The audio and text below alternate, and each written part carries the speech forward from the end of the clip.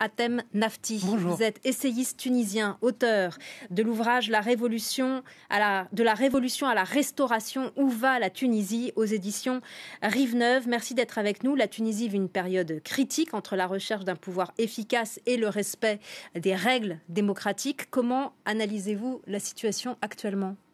La situation est caractérisée par un certain flou. Tous les soirs, on attend de voir quelles sont les nouvelles décisions prises par le président de la République, qui a récupéré l'essentiel du pouvoir exécutif. Mais pas que, législatif et législatif, tel que lui permet cet article 80, c'est-à-dire de prendre toutes les dispositions qu'il juge nécessaires.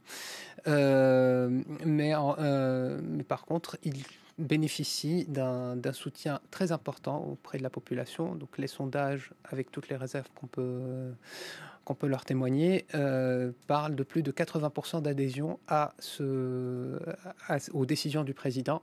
Et c'est motivé prioritairement par la crise politique qui est devenue étouffante et qui est venue s'ajouter à une crise économique et surtout à une crise sanitaire où la Tunisie aujourd'hui caracole en tête, triste record, en nombre de morts sur tout le continent africain, sur tous les pays arabes. Donc les gens voulaient du changement et se sont raccrochés aux premières prémices du changement qu'ils ont vu. Parmi ces soutiens au sein de la population, les anciens benalistes sont derrière lui, le président ? Je pense que quand on parle de 85% d'adhésion, je pense que c'est transpartisan. C'est-à-dire que même chez d'anciens islamistes ou même dans les bases des islamistes, on voit des personnes qui approuvent ce qui s'est passé. Mais chez les anciens benalistes aussi, du coup. Mais évidemment, chez les anciens benalistes, c'est le cas également. Ça va au-delà de toute... c'est transpartisan. Quelle est la nature du conflit actuellement entre le président Kais Saied et le parti islamiste Ennahda ? Alors, c'est essentiellement un conflit, d'ailleurs qui ne date pas de cette semaine, c'est un conflit autour du pouvoir. Il faut savoir que Rachid Ghannouchi, le président et du Parlement et de Ennahda, a toujours eu une mauvaise réputation en Tunisie. En tout cas, tous les sondages le mettaient très très mal classé en termes de popularité. Il a réussi à se faire élire député et donc président de l'Assemblée. Et il a commencé à se comporter comme un président bis, se mêlant de diplomatie et invitant les uns et les autres en se conduisant vraiment comme un président de la République. Et donc ça faisait doublon. Et à plusieurs reprises, le président Kais Saied lui a rappelé que qu'il outrepassait ses prérogatives. Et donc on s'est retrouvé dans plusieurs États dans l'État, le président de la République, le chef du gouvernement Démi et Hicham Achiche et le président du Parlement, qui normalement auraient dû travailler de concert face à tous ces défis sanitaires, économiques et sociaux, mais qui se sont fait la guerre pendant un an. Et il fallait en sortir d'une manière ou d'une autre.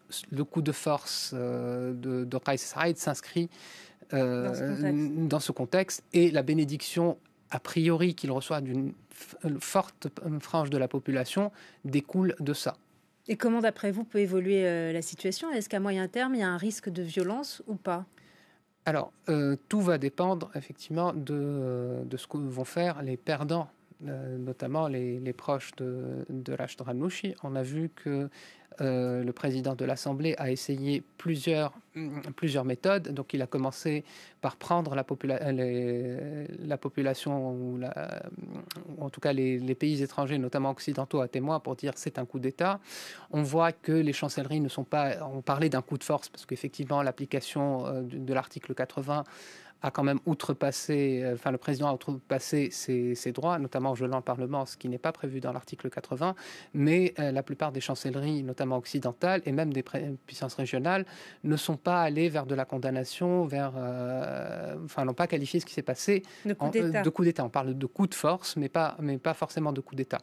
Donc, ensuite, hier, dans une interview au Corriere della Sera italien, il a essayé de jouer la carte qui parle énormément aux Européens, et notamment aux Européens du Sud, de la carte des migrations, pour dire si on ne rétablit pas la démocratie, donc si on ne le rétablit pas au pouvoir, il risque d'y avoir des problèmes de terrorisme et des problèmes de migration. C'est la carte qu'a joué Ben Ali pour se maintenir au pouvoir pendant une vingtaine d'années.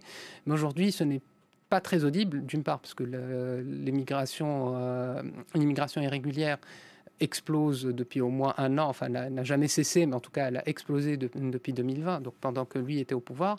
Et le terrorisme, tout le monde lui rappellera les accointances qu'il a eues avec des groupes islamistes radicaux au début, donc en 2011-2012, juste après la révolution. Donc à mon avis, ce n'est pas crédible. Donc pour l'instant, les gens, les chancelleries occidentales, les pays en général, et aussi la société civile sont vigilants. Tout le monde sait qu'il y a eu un coup de force et tout va dépendre aussi du comportement du président de la République. Si il ne s'agit que d'une parenthèse provisoire pour revenir à un ordre raisonnable, je pense qu'il aura l'aval de ses partenaires aussi bien à l'intérieur qu'à l'extérieur. Si on va vers une dérive autoritaire, évidemment, la donne peut changer. Merci beaucoup à Tem Dafti d'être venu sur France 24. Fin de ce journal. Merci à vous tous.